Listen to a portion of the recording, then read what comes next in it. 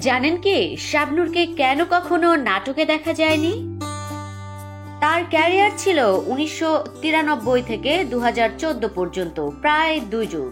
অথচ কখনো কোনো নাটক, শর্ট ফিল্ম, এটা সেটা এসব কখনোই করেননি তিনি। মূল কথা, সে সিনেমার বাইরে কিছু বিজ্ঞাপন ও একটা মিউজিক ভিডিও করেছেন, কিন্তু নাটকে বা ছোট পর্দায় শাবনূরের এত অনীহা কেন?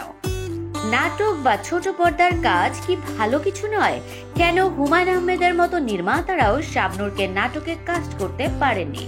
যেখানে সমসাময়িক মৌসুমী, পপি, পূর্ণিমার মতো ছোট পর্দায় দেখা যেত আরো অনেক নায়িকাকে, সেখানে শাবনূর কেন ছোট পর্দায় কখনোই ধরা দেয়নি?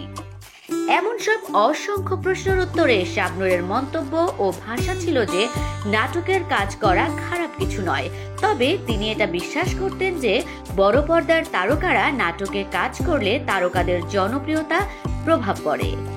এছাড়াও তার অভিমত ছিল দর্শক তাকে দেখতে সিনেমা হলে টাকা খরচ করে যায়, সেখানে তারা যদি তাকে দিনরাত নিজেদের ড্রয়িং রুমে পেয়ে যায় তাহলে আর টিকিট কেটে হলে কেন যাবে? এসব ছাড়াও বড় পর্দার কাজের জন্যই তার শিডিউল একটানা 2 থেকে 3 বছর পর্যন্ত বুকিং করা থাকতো, সেখানে ছোট পর্দার কাজের জন্য সময় বের করা চাপ। আবার তিনি যে পারিশ্রমিক নিতেন তা ছোট পর্দার প্রযোজকদের জন্য ছিল বেশ ব্যয়বহুল। সবকিছু মিলিয়ে শাবনূরকে কখনোই ছোট পর্দায় কাজ করতে দেখা যায়নি।